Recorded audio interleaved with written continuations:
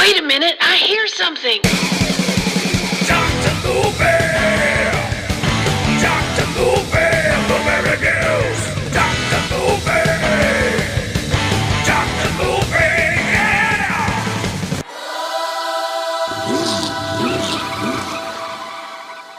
Hey everybody, welcome back. It's your boy, Dr. Movie. I wanted to say that because, one, I never say that. It's your boy. Even though that's kind of from my time, but I really have a problem with people from my time saying it now. It's like I see Ice-T doing commercials for, I don't know, some kind of car insurance. It's your boy, Ice-T. Dude, you're what, 60?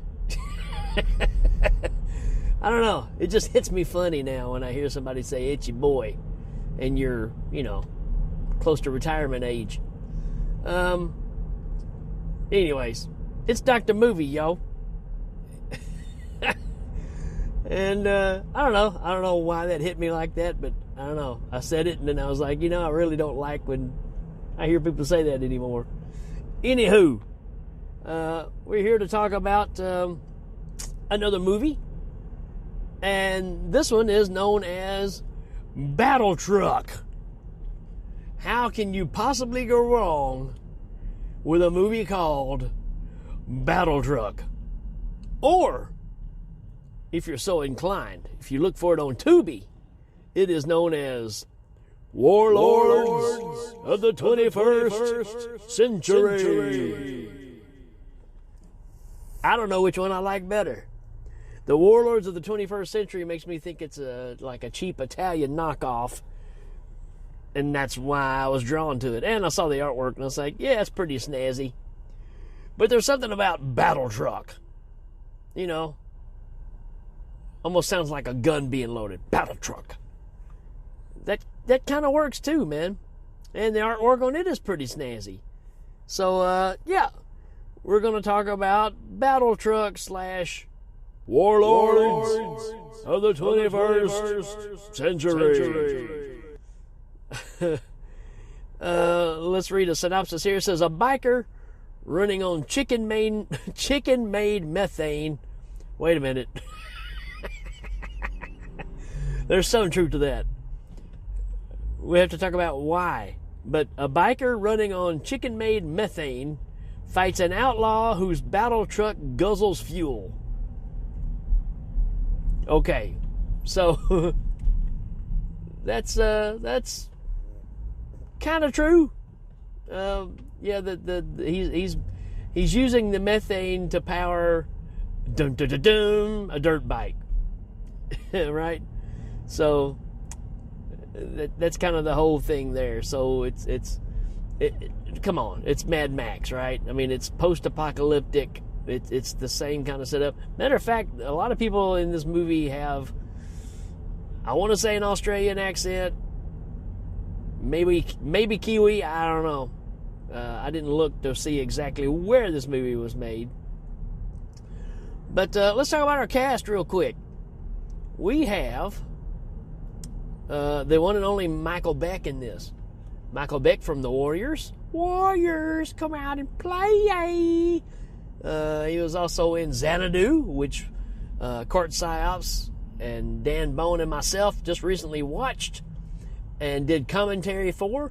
And if you want to check that out, just go to our Patreon page and give that a listen and a look, because we did sync it up with the movie. Not supposed to tell you that, but it does have video with it, so you can just watch along. Xanadu, yeah, Olivia Newton-John and ELO writing all the songs. That's a wild ride. Who else we got here? We got Annie McEnroe in this, who she's in Beetlejuice. And that's pretty much everybody worth talking about. So let's talk a little bit about this movie. It starts off with these two guys. They're robbing some fuel, or they got a tanker that they're driving down the road, and the big battle truck comes up and stops them. and kills one of the guys, takes the other guy and says, show me where you found all this fuel. And they go out to this isolated area, and they find this pump that's hidden underground, and it pops up, and the bad guy that's driving the battle truck, James Wright, what else has he been in? Yeah, I got a green light, I gotta go. He is known for, looks like he's in a bunch of stuff.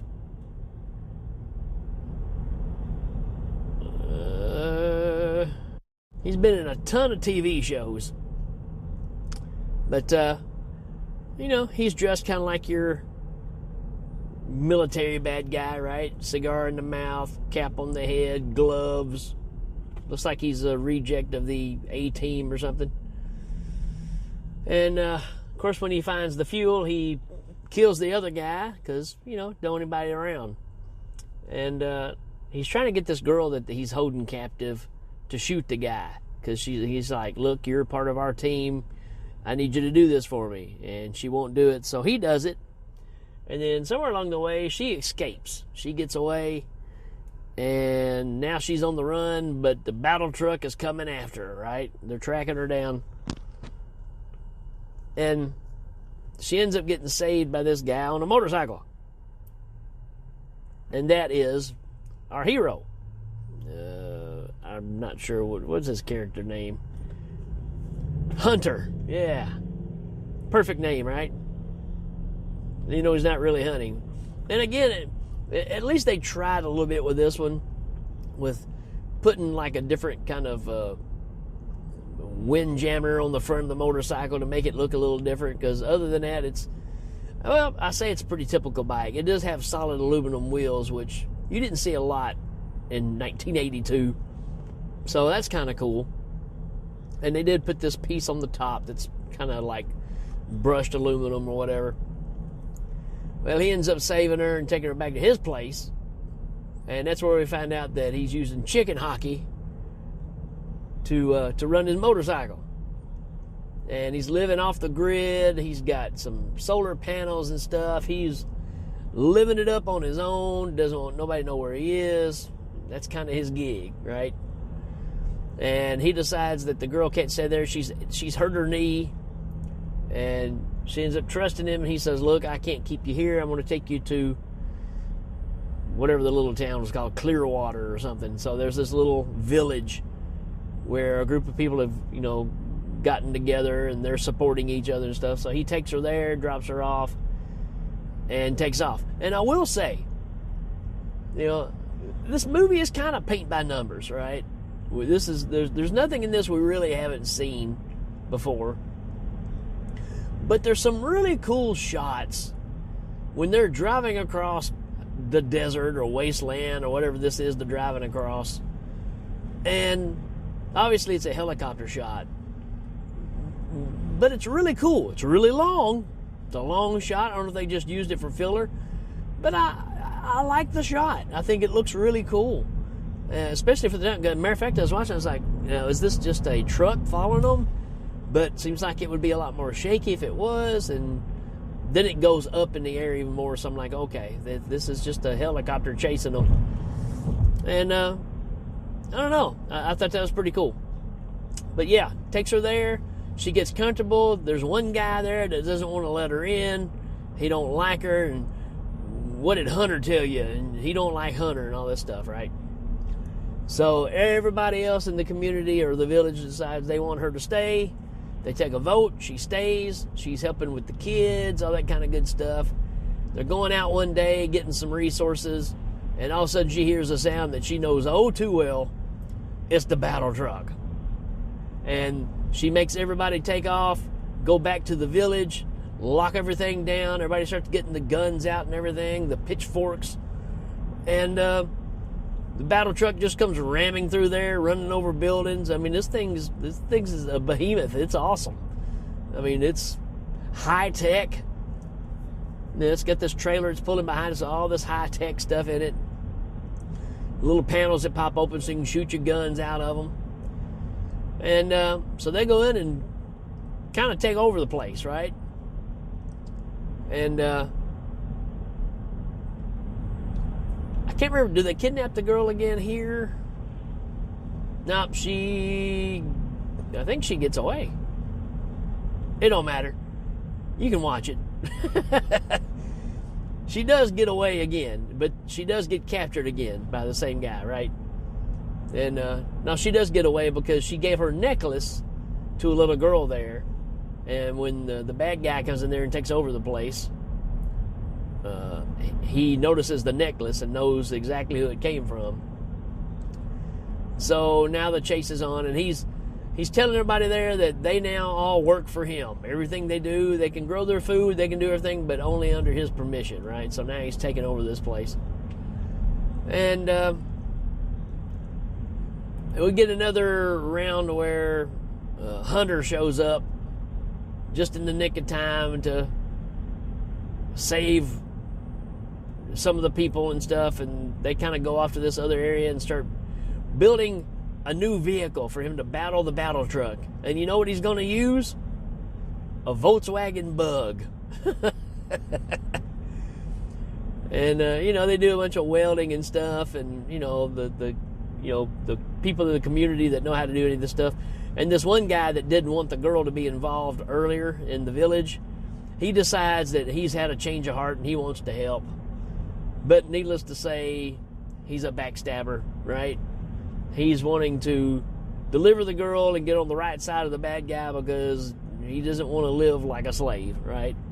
So he turns his back on the community, and that never ends well, right? That's the guys you want knocked off first. Does he get knocked off? You'll have to find out. Like I said, this is pretty paint by numbers. So, but yeah, it comes down to Hunter, which he's got his bike and a Volkswagen Bug to fight the battle truck. And he does the thing, he does everything he can with the Volkswagen Beetle. And I don't think it quite does what he wanted to. So he kind of gives up and gets back on the motorcycle. And he does this thing where it's almost like, I don't know if you guys have ever seen Viva Knievel. All right? It's the movie that Evel Knievel is in. Of course, he's doing, I guess, the stunts and stuff. I saw it at a drive-in when I was a kid. I need to find that and watch it again. But he does the thing where he jumps on top of a moving semi down the road. He jumps off a hillside and onto this truck while it's moving. This kind of same thing happens here, except the roof is open in the battle truck. And he jumps his motorcycle in the trailer from the top. And I was like, okay, that's pretty awesome. So he jumps in there, takes care of business, saves the girl. They get out, they jump out, and they kill the guy that's driving the truck, who happens to fall forward and pushes the gas, just like just like every script like this says. And now all that's left is the bad guy who's screaming and yelling, and he can't control the truck, and it goes off a cliff and explodes. I did forget one plot point here that I saw it from a mile away. The girl that he's trying to capture the whole time, it's his daughter, right? She keeps running away, and he keeps acting like he's building this empire for her. And, she doesn't want it if it's going to have blood all over it, right? And yucky stuff. And that's kind of where it ends. I mean, they take it back to the village. The village sets everything back up, and Hunter says, "See you later." And that's kind of it. I was a little disappointed when I started the movie, because I don't read about these movies, right? I am pretty much solely basing these off of, one, what year they come out, and what the artwork looks like. That's why I'm having so much fun with this, because a lot of times I'm getting really surprised. And in this one, I was a little disappointed that it wasn't an Italian knockoff, because it would have some crazy, Megaforce stuff going on in it if it was. But at the same time, this is a solid little flick for being an indie flick. So, pretty impressive for what they had to work with. And good acting. So, a lot of times something's going to suffer, right? But I think with the budget, and you can tell they spent it on the truck, it works. It's not a bad flick at all. So yeah, I'll give this a 3 out of 5. It's not one I'm gonna write home to mom about, but it was pretty dang good. So there you go. That's my thoughts on Battle Truck, or Warlords of the 21st century. Folks, peace out. And it's your boy. We'll check you later. Dr. Lupe!